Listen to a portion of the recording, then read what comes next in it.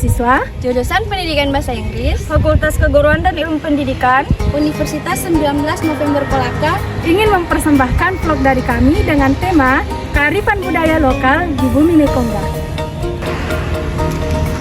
Kalian penasaran? Sini, kita kasih tahu. Kabupaten Kolaka merupakan salah satu kabupaten yang ada di Sulawesi Tenggara. Berbicara tentang arsitektur khas kedaerahan yang ada di Kabupaten Kolaka, salah satunya adalah Rumah Adat Mekongga. Sebuah rumah adat khas suku Mekongga yang diduplikasikan dari peninggalan Bokeo Latambaga atau Raja Latambaga, serta terdapat 10 miniatur rumah adat Kabupaten Kolaka di Sulawesi Tenggara yang berfungsi sebagai tempat istirahat tamu pemerintah daerah Kabupaten Kolaka. Bangunan induk rumah adat merupakan tempat pameran benda-benda peninggalan bersejarah serta sebagai tempat berlangsungnya prosesi upacara adat suku Mekongga. Suku Mekongga sendiri adalah sebuah suku asli yang pertama kali mendiami wilayah Kolaka, Sulawesi Tenggara. Rumah adat ini merupakan representasi kebudayaan suku Mekongga dengan khas arsitektur kedaerahan yang didesain bersifat tradisional dengan ragam hias motif-motif yang telah diwarisi secara turun-temurun. Sehingga perlu kiranya menjadi bahan refleksi khususnya kalangan generasi muda dalam mengenalkan suatu identitas kebudayaan luhur dari khasanah kesukuan yang ada di wilayah Sulawesi Tenggara.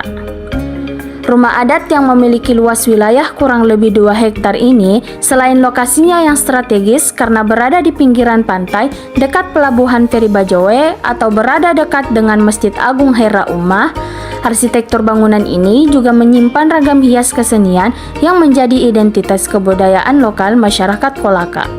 Hal itu menjadi daya tarik tersendiri untuk mengunjungi rumah adat khas Kolaka ini.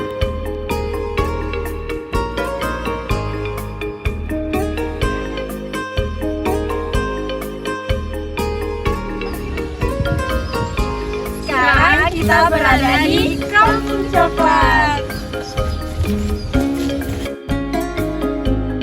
Setelah membangun Tugu Kakao dan mengklaim sebagai Cocoa City, Kabupaten Kolaka, Sulawesi Tenggara tengah membangun Cocoa Village yang diharapkan menjadi agrowisata berbasis perkebunan kakao. Menurut Kepala Dinas Perkebunan Kabupaten Kolaka, Bahrun Hanis, pembangunan Cocoa Village tengah berlangsung ditargetkan pada April 2016. Pada kawasan ini akan terbangun galeri coklat, teater, unit pengolahan hasil gudang coklat, dan terintegrasi dengan hamparan kakao milik masyarakat seluas 300 hektar, tepatnya di Kelurahan Lalomba, Kecamatan Kolaka.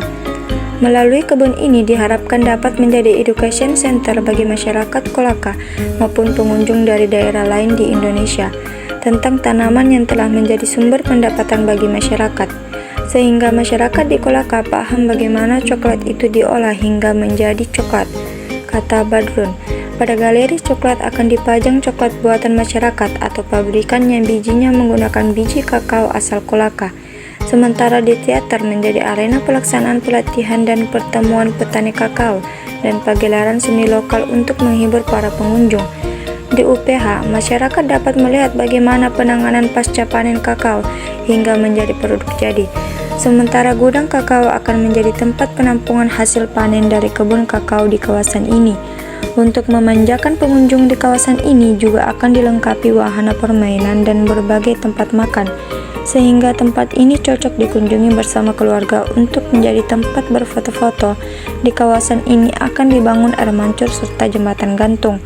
Selain menyadar turis lokal, Cocoa Village Kolaka ini juga akan mencoba menarik wisatawan asing yang ingin mengetahui bagaimana coklat yang sering mereka santap dihasilkan.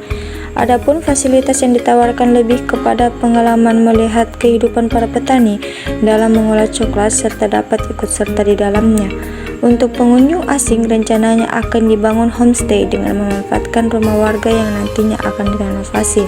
Untuk mendapatkan kunjungan wisman tersebut, maka Pemda akan mencoba memasarkan melalui media sosial serta menjalin kerjasama dengan penyedia jasa perjalanan dengan melekatkan kunjungan ke Kolaka satu paket dengan destinasi lain seperti Toraja atau Manado.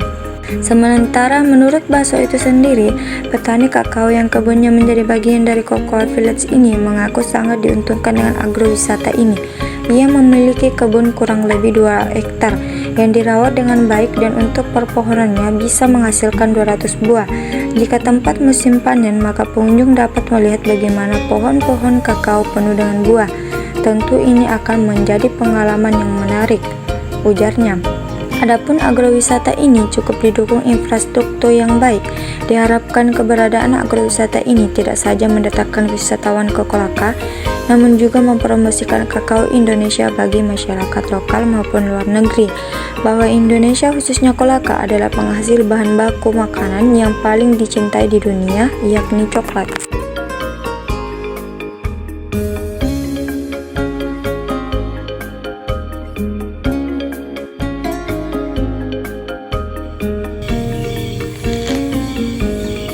Sekarang kita berada di Cagar Budaya Nasional Makam Sangihe di Bandera. Raja Sangihe di Bandera merupakan raja pertama bagi suku Mekongga atau suku asli Kolaka yang memeluk agama Islam serta menyebarluaskan agama Islam di tanah Kolaka. Tokoh adat Kolaka, Firman Guro, mengatakan Sangihe di Bandera memiliki nama asli Bokeo Laduma karena ia masuk Islam tepat pada hari Jumat. Gelar Sangihe di Bandera diberikan kepadanya karena ia ikut membantu Raja Luwu melawan kerajaan Supak. Karena bantuan tersebut, kerajaan Luwu dapat memenangkan peperangan melawan kerajaan Supak. Menurut Firman Guro, Raja Sangihe di Bandera memiliki 3 nama asli. Selain Bokeo Laduma, ia juga dinamai Kinokori sewaktu bayi, yang artinya digendong. Saat remaja, ia dinamai Lele Mala yang artinya dipangku. Sangihe di Bandera memerintah antara tahun 1630 hingga 1680. Ia begitu tersohor karena pada zaman pemerintahannya terjadi banyak peristiwa besar dan berkaitan. Kawasan makam Sangihe di Bandera. Usia makam Raja Sangihe di Bandera diperkirakan sekitar 340 tahun. Begitu juga dengan pohon besar jenis kapuk yang memenuhi sekitar makam diperkirakan seumur dengan makam raja tersebut. Dalam kompleks makam Raja Sangihe di Bandera terdapat 3 makam lainnya. Menurut Firman Guro, ketiga makam itu adalah istri-istri Sangihe di Bandera. Istri pertama bernama Wekasili, istri kedua bernama Wasembu, dan istri ketiga bernama Natu. Di dalam kawasan makam juga terdapat guci yang diyakini sebagai tempat penyimpanan jenazah ayah Raja Sangihe di Bandera, yaitu Sangihe Nilulo atau Bokeo Teporambe. Guci tersebut diletakkan di bawah sebuah pohon besar yang ada di area makam. Ajaibnya, setelah diritualkan, guci tersebut mengeluarkan air jernih yang disucikan. Saat musim hujan, kata Firman Guro, air di dalam guci itu berkurang, dan saat kemarau, airnya bertambah. Guci tersebut tidak memiliki penutup, tapi airnya jernih dan tidak memiliki kotoran. Konon air tersebut dapat memberikan keberkahan dan menyembuhkan segala macam penyakit.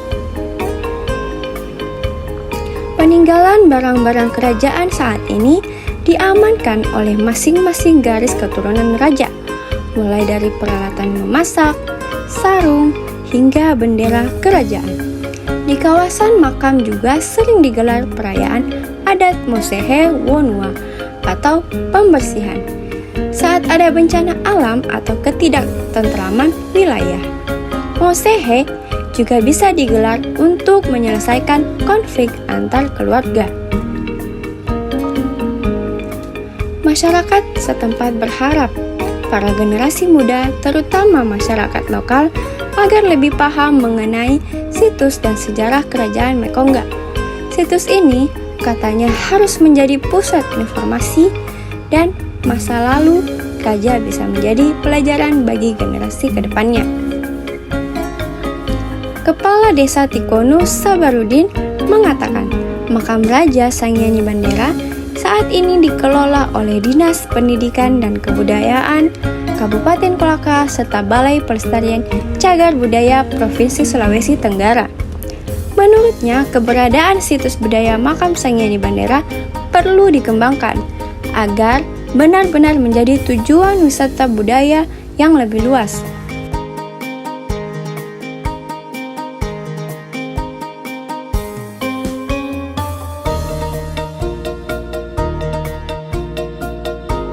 Dalam budaya suku Tolaki, ada sebuah tradisi yang bernama Mosonggi. Tradisi Mosonggi adalah tradisi menyantap sinonggi bersama-sama. Sinonggi ini kerap dimakan dengan ikan berkuah, santan, dan sayuran. Biasanya, sinonggi dihidangkan bersama sayur bening yang terbuat dari kacang panjang serta bayam. Namun, seiring berjalannya waktu, lauk yang menjadi pendamping dari sinonggi ini juga semakin variatif. Ada juga yang menggunakan sambal, cumi, bahkan daging untuk laut ketika menyantap sinonggi. Sinonggi tidak menggunakan bahan apapun sebagai penambah rasa, sehingga cita rasa dari sinonggi ini cenderung hambar. Rasa hambar dari sinonggi membuat makanan ini sangat cocok dimakan dengan makanan yang lain punya cita rasa kuat. Meskipun budaya makan sinonggi sebagai makanan pokok sudah semakin berkurang karena adanya nasi, sinonggi ini masih tetap jadi pilihan pada saat-saat tertentu, khususnya ketika musim paceklik. Sinonggi ini merupakan makanan yang serupa dengan papeda, tetapi yang membedakannya adalah dari segi penyajiannya. Jika papeda biasanya dicampurkan dengan kuah kuning atau sayuran, maka tidak dengan sinonggi. Cara memakannya lebih bebas sesuai dengan kemauan yang menyantapnya. Penamaan sinonggi ini berasal dari bahasa lokal atau suku Tolaki, yaitu osonggi atau posonggi. Kata ini merujuk pada alat yang serupa dengan sumpit yang terbuat dari bambu. Gunanya untuk mengambil sinonggi dari wadahnya. Cara membuatnya juga sederhana. Pertama, pati sagu direndam terlebih dahulu dengan air dingin semalaman. Kemudian, airnya pun dibuang dan dicairkan lagi dengan menggunakan air secukupnya. Setelahnya, air panas pun dituangkan sampai dengan sagunya mengental.